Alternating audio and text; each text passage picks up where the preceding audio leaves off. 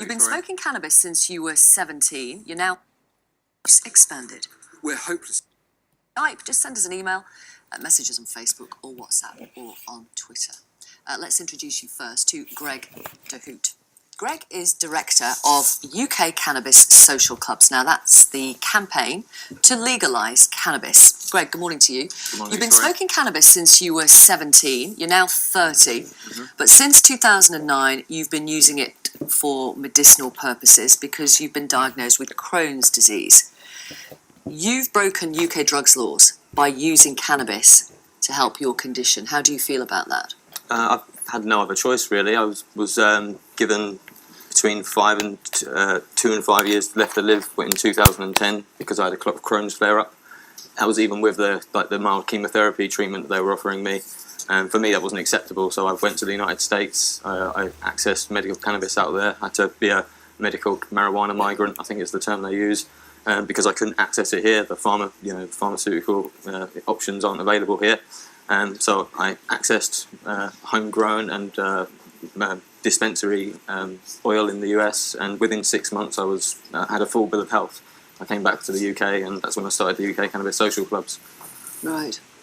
And have you used it here in this country? Yeah, I have to use it every single day. I can go into remission if I use cannabis daily.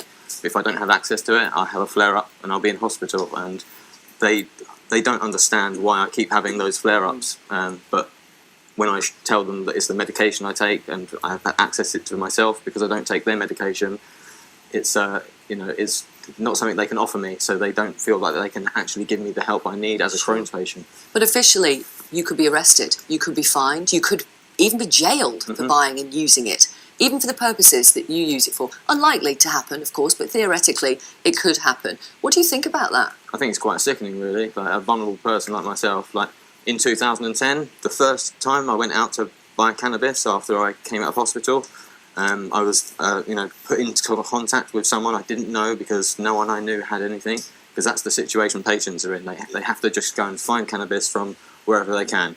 And so I got passed on to someone else I didn't know, and I just had to trust them.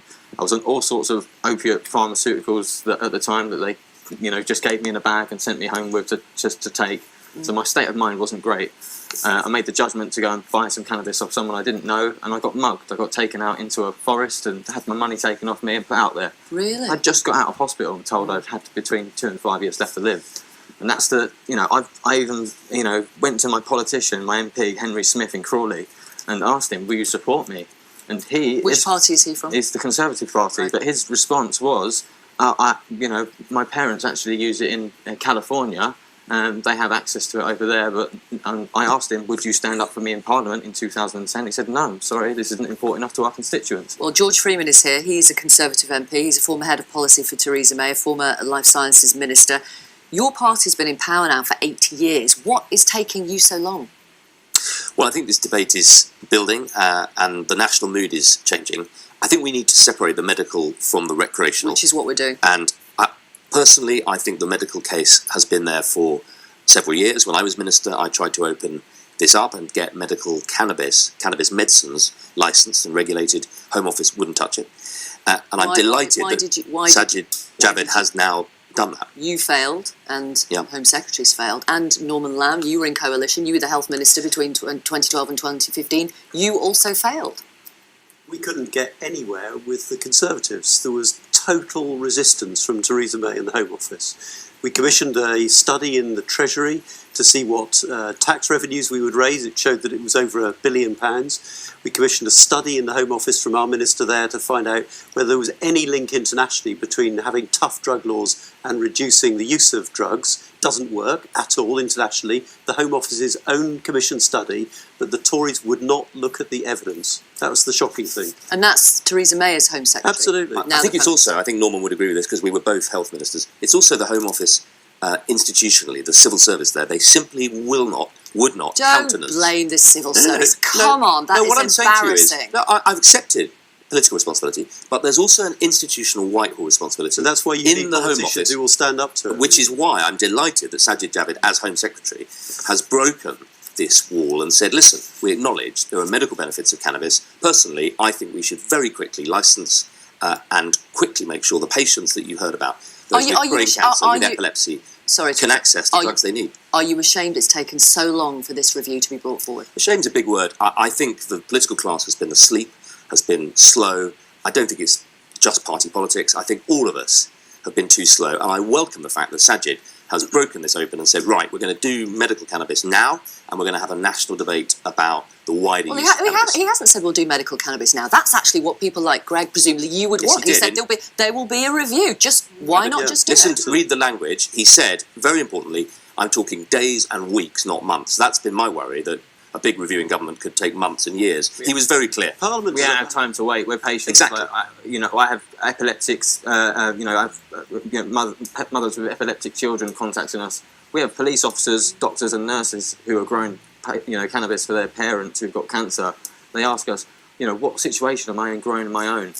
We need to have some kind of situation where they're decriminalised for those completely people. Right, and this is perfectly doable, by the way, Victoria. I used to be the minister for this. It's very simple. Take the regulation from Home Office to Health, and you simply say, listen, patients with these conditions, epilepsy, palsy, brain tumours, we know what the conditions are right now, have permission under licence right now to purchase, and very quickly put in place a registration scheme so that you can buy clean product. And terrible stories like you've just shared with us. Victoria, I've got a constituent who takes cannabis as the only thing that relieves intense pain following a knee injury. He had his home raided. He's now been asked to attend the police station. When did that happen? When was his home raided? Last year. Right. He's been holding off going to the police station. He's now been told via me that if he doesn't attend voluntarily, he will be arrested. Was he growing it or just... No, he bought it on the web. It was, again, he was faced with this impossible dilemma. How do you get hold of it? He now faces getting a criminal record, which means he won't be able to visit his son in Australia. And he won't be able to get hold of the one thing that relieves pain. This is cruel and inhuman. It's harassment of disabled people. Sue Price. I can't help but feel, present company accepted, that politicians are absolutely spineless when it comes to drug laws in this country. That many politicians, as indeed William Hague has done yesterday, sort of come out when they've left office. But when they're in office, before they're in office, like David Cameron talked about relaxing the laws, they all do this sort of more liberal approach. But when they're actually in office, they kind of hold the Home Office line or the tough on drugs. Well, William Hague was never in office, but I take the point as leader of the Conservative Party. Let me bring in, I'll be with you in just one sec, Joseph. Next to you, Sue Price, Dr. Marta Di Fonte, psychiatrist and clinical academic, who's looked into the impact of cannabis on people's mental health. We've talked a little bit about the physical side of things. What about the mental health side of things? Well, it depends if you want me to comment on the medical use of mental health or step into recreational. So in relation to the medical use, we had few studies, and the first sort of serious placebo double-blind trial was actually look as well at the possibility of using one of cannabis constituent to treat what I'm concerned about cannabis causes when it's used recreationally, which is psychosis. So even within mental health, cannabis could be exploited as a medication. I think my concern as a doctor, and I think I'm not sure how many medics there are in this panel, but is when we talk about medicinal cannabis, cannabis contains over 100 active ingredients. Which is the ingredient or the composition of ingredients we're talking about when we think to move towards people like me writing a prescription or recommending on daily amount depending from the condition. Now, my concern is that if we want to move to medical cannabis, rather than follow emotions, we need to know how to handle this properly. Because there are lots of people who have been self-medicating out there. Some get it right, some don't. And unfortunately, I do see in mental health the casualty of the one that got the wrong amount or they started at the wrong age. So hang on. Yeah, absolutely. So as Norman Lamb says, these are the casualties of the existing position, but tell us what impact it's had on those examples that you've just given. Well, for instance, I see young people who started using cannabis. I have to say 16 and 15-year-old and large don't self-medicate for medical condition. No. They use recreationally. And as a consequence of the type of cannabis available, especially in UK, and the police will be able to back me up, in London, which is primarily high potency, they develop mental health problems. And the one I see are the one that develop psychosis. So they come to mental health services with paranoia, as a consequence of that, drop out from school, withdraw from their friends, and really derail from that developmental pathway. Baroness Molly Meacher, I mean, that must worry you. It certainly does worry me, but I think it's very important to consider that across the Western world, psychotic illness has not increased over 50 years significantly. Where are the just a evidence second, for this? just let me speak. But the point about this is that if you are in the early stages of psychosis, as you will know, you get negative symptoms, you feel very alienated. People in that situation often take cannabis, then later the florid symptoms come out, and then the assumption is this is because of the cannabis. You can get psychotic episodes while you're using very high THC. With respect, Baroness cannabis. Meacher, our medic is disagreeing with you vigorously. I have to disagree on 2 points. There is this myth that mental health, or let's talk about psychosis. Psychotic disorder rates have not increased. Well, the epidemiology of psychosis, it's not up to date. And there are actually recent evidence. There was a paper published in JAMA Psychiatrists who has shown rates of psychotic disorder in places like Amsterdam, Paris, and London. And the London rates, for instance, had definitely increased from the previous study, which was published in the late 90s, and from the main WHO study that was published 10 years earlier. So the issue of mental health rates not increasing, this is not true, and there is literature that is proving Do that. respond, and then I'll... And the other, very quickly, I think this is the usual chicken of the egg. There is, by all means, probably a proportion of people who are experiencing mental health symptoms of a variety, not just negative symptoms, who probably use cannabis and lots of other recreational drugs to self-medicate. But there is a huge body of longitudinal studies. let Baroness that Meacher have respond, disproved and then... that. Can I say, as we know, there are these two key ingredients of cannabis. CBD is an antipsychotic. So long as, if you use it in a medicinal way, you would have a very careful balance between THC and CBD. CBD balances and controls the THC, and you will then have all the benefits of cannabis. As we know, millions, at least 1 million people could benefit from this, people like yourself. They could stay out of hospital. We would save not just 1 billion, several billion to the NHS if people with Crohn's, with chronic pain, severe pain, all these horrible illnesses and epilepsy, one hospital admission costs a lot of money. Hang on, Greg is going to respond, and then Mr. Freeman, go. I mean, like you've named 3 big overcrowded cities there. Like, I think mental health in overcrowded cities is quite high as it is, and I think we actually, as a result of that, should look at the societal factors that are causing it. I don't think cannabis is the only one.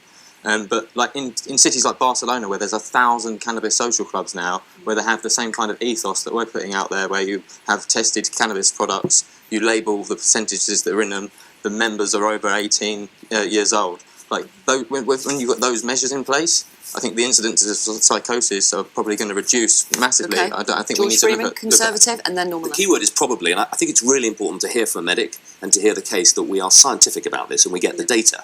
That's why I want a quick medical scheme, because then we get patients properly registered and we can collect the data. And it's very helpful and to be reminded that there is some horrible street cannabis out there, and there are people peddling horrible stuff that has really damaging effects on our young. As long as we regulate this as a medicine, we collect the data, we see what works, we get the evidence, then I think we're going to change the stigma, reduce this kind of cannabis is evil, and get it properly licensed. And that, I think, will open up a recreational debate. The truth is, we already lead the world in pharmaceutical cannabis. GW Pharma have invested billions in trying to develop pharmaceutical-grade products. My argument is that there's something in the middle, before pharmaceuticals, cannabis oils that are proven to help people with MS, with brain cancer. Those, I think, need to be regulated quickly and licensed. Yes. The critical question for me is this, Victoria. Given that this is a potentially dangerous product in its strongest, most potent strands, do we leave that in the hands of criminals? This provides no safety and security for my children. I'm a father, and I'm naturally quite hostile to drugs, certainly the overuse of drugs. I want them protected. But if your only source of supply is criminals on the street or the dark web, you have no idea what you're buying. And criminals have no interest in your welfare. No. So much better to regulate so that you can control the potency. Let me read some messages from people who are watching you around the country. Ian from Newcastle sent this email. Dear Victoria, cannabis needs to be legalised for medical use ASAP. Alcohol has a far more devastating effect, as anyone working in A&E will confirm. Absolutely. As for recreational cannabis, whilst there is anecdotal evidence this may cause psychosis, the fact remains that thousands are being treated every day for such disorders, yet they've never smoked or taken cannabis. I would love to talk to you, Victoria, about my 25-year-old son who has intractable epilepsy. He is non-verbal, autistic, and has many other health problems. He's in desperate need of CBD oil, as he's already been on life support due to his seizures, and he's been hospitalised many times. Next time, he could die without this medication. I live in fear every day of the phone call telling me he's going to hospital. Please help these children and young adults, and that's from a desperate mum. And this texter who didn't leave their name, I'm ex-military, I'm in severe pain, I've used tramadol and every other drug to no effect. I've now used CBD for the past 9 months and will continue to do so regardless of the law. And it's fair to say that you can use CBD cannabis oil without breaking the law. It's the THC component, if it's above 0.2% in a particular amount, that causes the problems. Victoria, on the medical case for THC, we already license opiates. So heroin is not a good product. Very few people think we should have recreational heroin. But we use opiates in medicine, and indeed in cancer therapy, in pain relief. So we already have crossed this line of taking a evil substance, a highly addictive street heroin, and licensing it for medical use, and it works. And I think the case here is utterly compelling to do the same. We need to be evidence-led in terms of the recreational use and just see what the We're going to talk is. about recreational, the pros and cons for recreational use in a moment. Yes, Molly Meacher. In states in the US where they have legalised cannabis for medical use, the deaths from opioids have reduced by something like 67%. Okay. It is absolutely ridiculous that people are left on these very, very dangerous, very addictive opioids with terrible side effects when they could be on cannabis, much safer, less addictive, less side effects. I'm going to It's bring just in Jo. I actually just read Jo's email. Jo wants to talk to us about her son. Jo, whereabouts in the country are you? Good morning. At the moment, I'm in Northumberland, but I actually live in West Sussex. Tell us about your son and his condition, Jo. He's got Lennox-Gastaut syndrome. When he was a baby, he was having about 200 seizures a day. He's had brain surgery now twice. He's been on life support once. I never want to experience that again. It was horrendous. And what do you want for your son? I'd like to be able to access the CBD oil just to see if it helps him to improve his quality of life. And we don't have these hospital visits where we have to watch my son suffer so much. Right. And have you considered breaking the law in order to get this? No, not at the moment, because I'm quite law-abiding, so I'd be frightened to do that. But if I ever have to experience anything like that again, I wouldn't think twice about it. You have to see it. Last time I was in, I thought he was going to die. So I've done his funeral plan already for that time, because you just can't believe a body can go through such trauma and come out the other end. Jo, thank you so much. A response here from people in the studio, yeah. I was going to say, going back to the point, CBD itself is not illegal. Yeah. So I think by all means we should support parents who are in the same position to access it for these children. And I'm surprised neurologists are not actually taking part into the debate more, because if I were a pediatric neurologist, I'd be going in search of CBD oil myself. But again, we're talking about CBD being available, even THC under specific circumstances, and is a different thing. Talk about cannabis, medicinal cannabis. Cannabis is a very dirty, wonderful plant, and I think we need to know. And all I want is actually information. And I think what concerns me is that who are pushing for the legalization keep saying that there are no harm associated with cannabis. There is no such a, there is no, I haven't finished. There is no such a thing as a medicine who doesn't have side effect. Nobody So we says need that. to be aware of side effects as well as we are aware of medicinal exactly. No one is properties. saying there is no harm, but it is much less harmful than the sort of drugs that are being prescribed every day by our doctors. Alfie's doctors here were prescribing a raft of adult medications, steroids and the rest of it, which were going to destroy his internal organs, cause him psychosis, and lead to an early death. Instead, he can take cannabis with a little bit of THC, which will be much, much less dangerous. We're not saying, as you say, no drug is completely risk-free, but it's much less dangerous than the others. We already do this in other drugs. We acknowledge that if someone's got terminal cancer, that threshold for drug safety is lower. I totally agree. And it's really important. We have the evidence and the data. I want to bring in. Sorry, Greg. Go on. You brief because I'm going to bring in. With legal CBD products, there's so many available on the market now, and no one really knows what's the right one to take for the patients. And these are children. These aren't like products made in GMP facilities that pharmaceutical medications are made in. They're made with hemp seed oil and CBD, and they're blended up. And while they might have like the percentage that's on it, they don't know what's the most effective dose for them. And the doctors need to work with those. Greg, thank you. I agree. Joe, thank you so much for getting in touch with us. We really appreciate it. Wherever you are around the UK, do join the debate. Send us an email and we can talk to you on Skype and FaceTime. I'm going to introduce you to Ian, who's just arrived. Hello, Ian. Good morning to you. Thank you so much. Do take a seat. It's very good to see you. I don't want to ask about your journey, but I suspect it was pretty awful this morning. But thank you so much for getting here. Ian has Parkinson's, and you too have broken UK drugs laws by using cannabis to help your Parkinson's. How do you feel about that? I feel that it should be available, basically. I shouldn't be in the position of having to break the law to get something that's effective and works for me. Do you worry about saying on national TV that you've broken this law? Well, yeah. Do I'm a you? law-abiding citizen, So that's why the law needs to change, so that we don't criminalise people like Ian. He's suffering from a condition and he needs to be able to get the medicines he needs. Can you explain to our audience why you turned to cannabis to help your Parkinson's? My main symptom is severe tremor in all four limbs.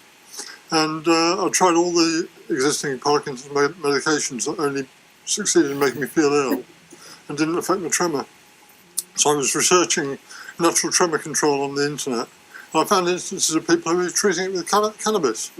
So I know someone who uses it recreationally, and I asked them to get me some to try. And it was like night and day. Go on, what effect did it have on you? Completely calmed my tremor within 10 minutes. Did it? Is this oil or...? This was the herb itself, the bud. And how do you take it? At that point I was smoking it. But these days I vaporise. Okay, well, thank you for all your comments from around the country. We're going to talk about the recreational side of things and the arguments for and against. Having discussed the arguments for medicinal use of cannabis, the Home Secretary, as you know, Sajid Javid, insisting that such a move in terms of recreational legalisation is completely off the table. But is the debate inevitably moving in favour of full legalisation or not? Before we discuss that with you around the country, with our guest here in the studio, have a look at this, the arguments for and against. Cannabis is the most widely used illegal drug in Britain. Over 6% of 16 to 59-year-olds reported using it in 2017, according to Home Office statistics. It's a Class B drug, meaning it's illegal to supply or possess. Anyone found with it could face a warning, fine, or imprisonment. But for years, campaigners have called for it to be legalised, saying it's no more harmful than alcohol or tobacco. We believe that the information is outdated, their reports and research is all very outdated. And if you take a look at Spain, Portugal, Canada, America, they're all coming through with progressive, forward-thinking policies that are basically providing more of a positive impact and utilising the cannabis culture for the positive it can do for the local community, for the industry, for medical patients, for recreational users that just want to have a social experience but not be criminalised for it. Unexpectedly, the former Conservative leader William Hague is now also urging Theresa May to legalise its recreational use. He called the UK's drug policy utterly out of date, saying the government was deluded to think cannabis could be driven off the streets. Other politicians and campaigners agree. I'm the mother of two sons, and I would far rather we were in a situation whereby if they were getting hold of cannabis, we would have a better chance of knowing that it was likely to be safer than going as we are today with the kind of free-for-all, where instead of this being regulated by the government. It's basically being regulated by gangs. The government's now announced a review specifically into the use of medicinal cannabis, but it says there are no plans to either decriminalise the drug, in which possessing small amounts would no longer lead to a criminal record or jail sentence, or legalise it entirely. This step is in no way a first step to the legalisation of cannabis for recreational use. Those who support existing laws point to the higher risks of schizophrenia and other mental health conditions linked to cannabis, and fear for some people legalising it would act as a gateway to harder drugs. And it's probably worth just re-emphasising, growing, selling and possessing cannabis in all its forms is illegal in the UK and is punishable by law, the Home Office reminds us. Joseph is here. Joseph, good morning. Thank you for your patience. Your son has been smoking cannabis since the age of 14. He's now nearly 30. What effect has it had on him?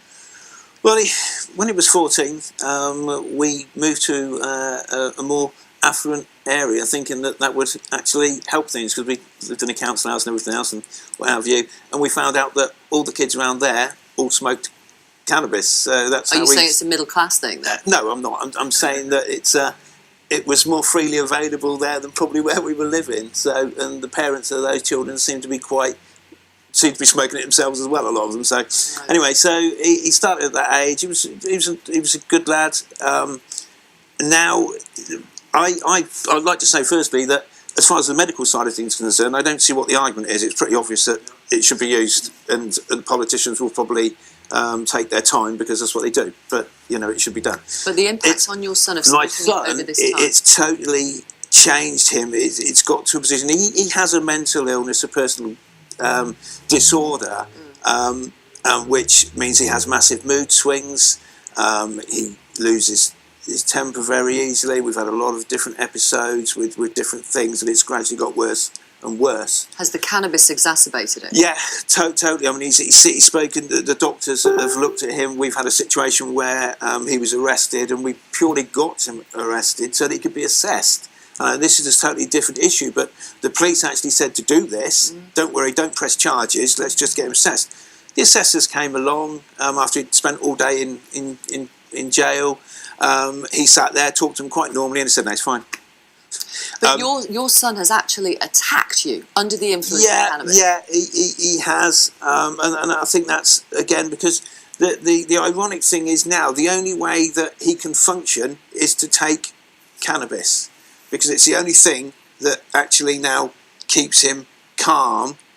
Whereas now talking to the doctors, they're saying the reason that his condition is so bad is the cannabis, but the cannabis now is the only thing that can try. Totally addicted. He cannot go a day without having. He can't function. Well, Simon Stevens, who's the head of the NHS in England, reminded us yesterday that 10% of people who use cannabis will become addicted, and he says legalising it would risk making children believing it's safe. Paul Attenborough, 30 years as a police officer, also worked with the drug squad. Do you agree with the head of the NHS? If you fully legalise cannabis, then you risk making children believing it's safe? Yes. Basically, as a covert police officer, I've sat with people who have smoked cannabis, not realising that I'm a police officer, and I've seen the effect that it has on certain individuals. Not all, but certain individuals. So if there's a risk through that, then I believe that recreational use is a bad thing for the UK. But do you think the drugs laws in this country do need some kind of reform? Because, as you will know, a number of police forces effectively turn a blind eye when it comes to individuals possessing cannabis. We tried it in 2004. We declassified it to a Class C drug. We didn't declassify it. We just moved it down. We downgraded it to a Class C drug. Police officers were in a quandary. They didn't know what to do in relation to warning people on the streets with cannabis, whether they take it off people, how much they were allowed to have. So the education in relation to educating the police was very, very poor. But what's the point of having the classification, a class place, if the police are not doing?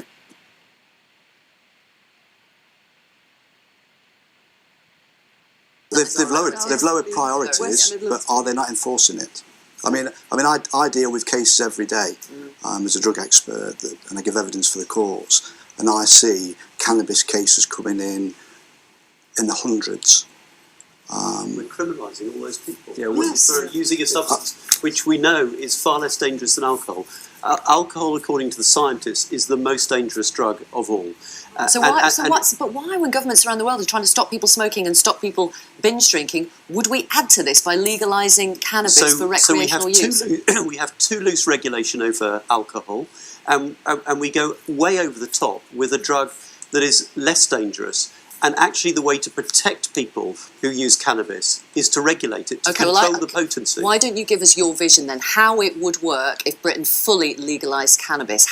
Who would manufacture it? Where would it be sold? Would it be in newsagents, supermarkets? Give us your vision. So I would go exactly down the route that Canada has just legislated for yesterday. That's right. In fact. And you would have a regulated system where you'd have growers who would have to be registered and licensed. You'd have sellers that would have to be licensed. So if they're not fit and proper persons, they wouldn't get a license, or they would lose their license. And you would control the potency, this vital mix between the THC and the CBD. And if you get that right through regulation, you can limit the risk of anything going wrong. Martin, and of course, what do you think of that? I think potentially is a good idea. I've got two criticisms. One is the ideal concentration of THC and CBD, because I think we're beginning to understand what they might be, but we don't fully know, even Canada. Can I just confirm, you're saying potentially it's a good idea to legalise it for recreational use? No, potentially to look at having type of cannabis which have, an equal proportion. Okay. One thing I would like sorry, I want to get to the end of the vision. And so it's you've controlled the compounds and all the rest of it. Where is it sold? How is it sold? Like alcohol today, wouldn't it? Absolutely, and it would be sold through registered outlets on the high street. I was in Victoria in British Columbia in Canada a couple of years ago. There's a very smart shop where it's all sold, set out neatly. This was before, incidentally, the legalisation, but the police were already accepting the reality of it.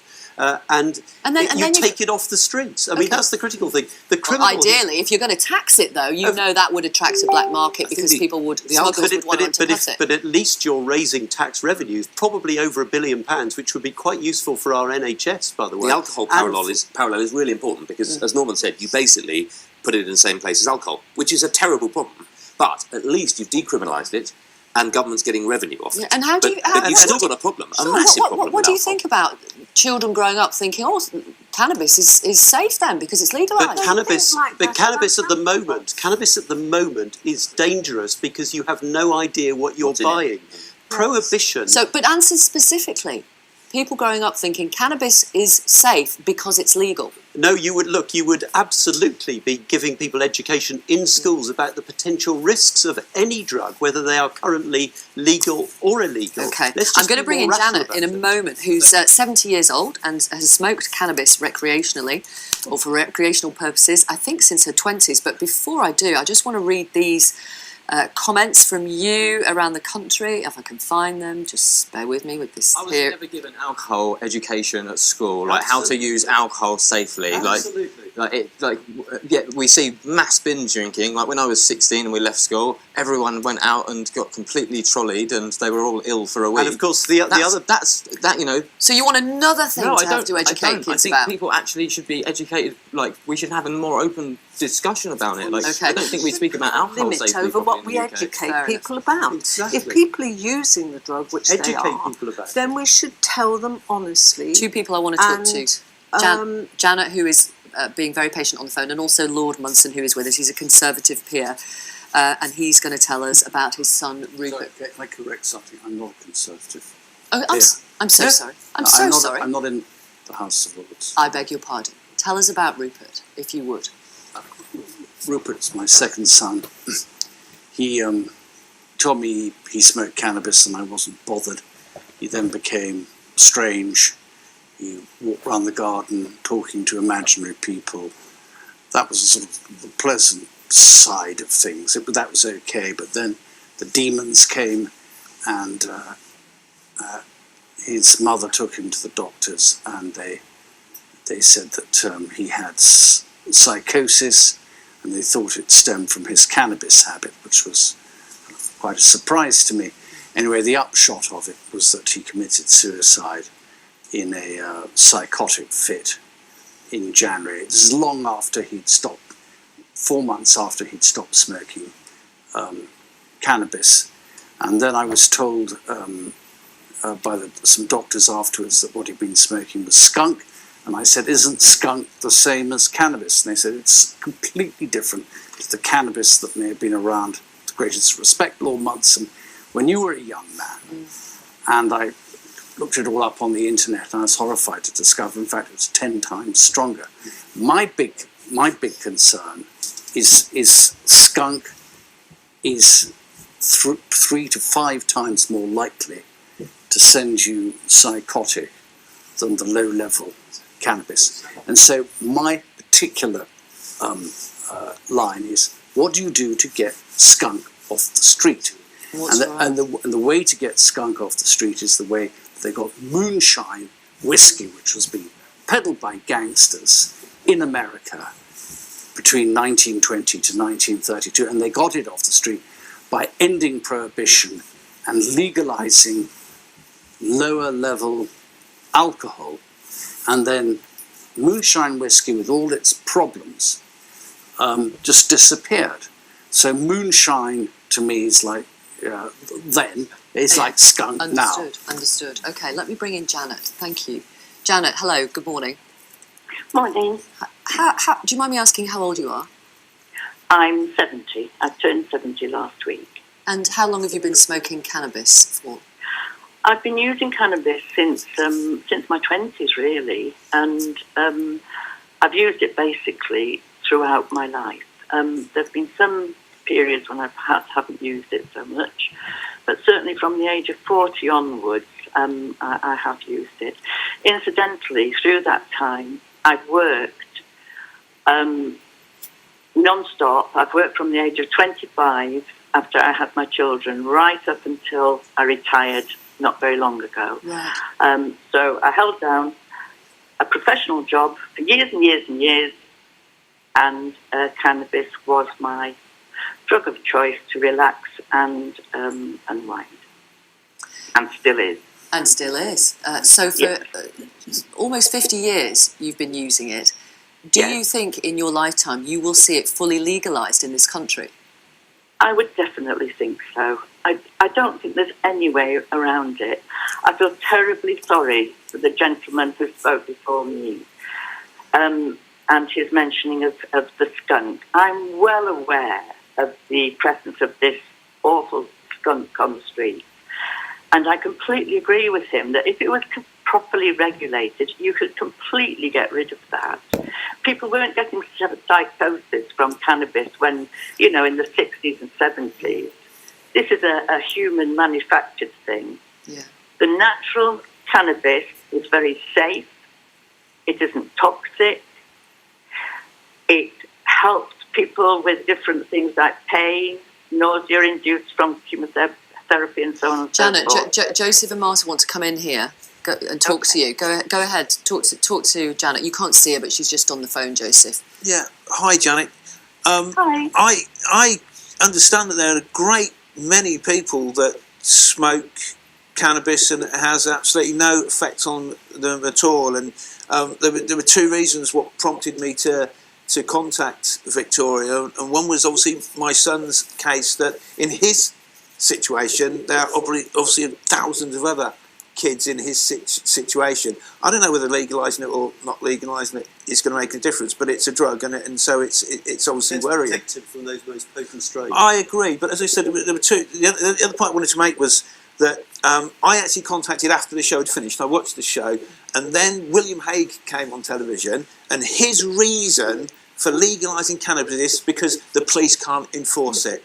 To me, after I'd stopped laughing, I decided to contact Victoria. If that's the politicians and his way of thinking, then why don't we legalise cocaine? Why don't we legalise anything that the police cannot actually... That's not the right reason. Sue, but that was his Let reason. Sue respond. Yeah. It's a different kind of thing. You don't legalise theft because there's a clear victim.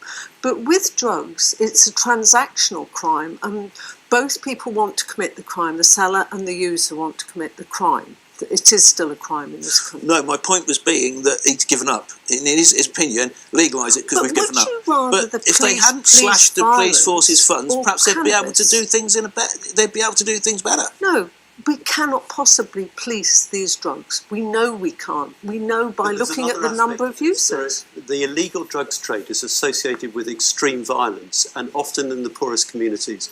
Yes. Because if you're supplying a community, the only way you can control your market is through threats and violence to others who try and get onto your market. And this upsurge in violence on our streets in London at the moment, there is a very close link with the illegal drugs trade. Okay. So let's take this violence out of our communities and regulate it properly. All right, let me just... There's a truth coming here, Victoria, which briefly. is even if we regulate it like alcohol, we're still going to have a problem. And, you know, the alcohol situation today, which is the model, is still, it's a disaster. We've got huge alcohol abuse. The real source of that is actually, you know, we all ask ourselves, why have we got unhappy children? Why have we got people looking for an escape? So the really deep questions are societal. But at least if we regulated it, you'd take the wind out of the sails of the criminal gangs. You'd take the risk for I think George users. is almost there. He's being persuaded. Well, I think it's a debate that I welcome, and I think it's a really important habit. But I don't think we should rush in on the back of the medical argument to say, let's have a cannabis free-for-all. Okay. I think we would regret it. Might be a bit too black and white for you, but let me try it anyway. A show of hands for those who support the legalisation of cannabis for medicinal purposes. Well, that is everybody. So I wonder if that's a fair reflection of the way things are going. And those who support the legalisation of cannabis for recreational purposes. Okay, it's about half. Let me read these messages. Marie Ann texted in, my son began smoking cannabis from the age of 14. He quickly spiralled out of control. He became violent and abusive, especially towards me. He regularly hit me, which resulted in more than one trip to A&E. It totally changed his personality and it led to major anger issues. Cannabis then led to heroin. Cannabis is a very dangerous drug and should never be used for recreational purposes. Rory sent this text, I'm 37, I've been smoking cannabis for over 20 years. I have a good job, I run my own company. I'm healthy, I'm fit, I smoke every day, and I've never had a bad experience from using it. This is a topic I feel extremely passionate about. The UK recreational cannabis industry is worth over $1 billion a year, but our government would rather this money go to drug dealers and the black market. We need full licensing in this country now. Do you think they're two different products? Your first caller is probably has experienced skunk. Well, we don't know. We don't know. But they're very different products, aren't they? It might be. It might not be. That's my point. Hang on. In the room, though, when we're talking about skunk and we're talking about cannabis, they are the same thing, I'm afraid. Like GW Pharmaceuticals' genetic library that they grow is skunk. It's bought from the breeder of Skunk Man Sam. Okay. He is the creator of the skunk strain. And that's what GW Pharmaceuticals are using to make Sativex. Okay, which is to make Epididiolex. Yeah. So Sativex is CBD. It's CBD and THC, two strains from skunk genetics. It's licensed, it's regulated. You're not surely saying we should have recreational skunk?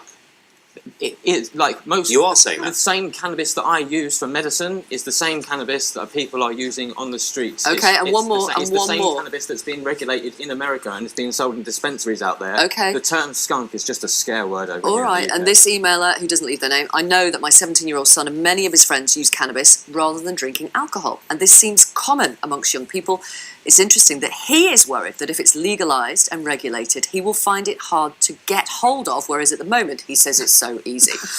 Right, thank you, all of you. It's what's happened in schools in America, though. It's harder for kids to get hold of cannabis because it takes 21-year-old age ID to get it. Now, and Justin Trudeau has said exactly the same thing. Protect our kids by legislating and regulating. Thank you, all of you. Thank you very much. Thank you. Really appreciate you getting here. Some of you, thank you for your patience as well. Thank you. Okay, let's bring you the latest weather now. Here's Simon. Morning.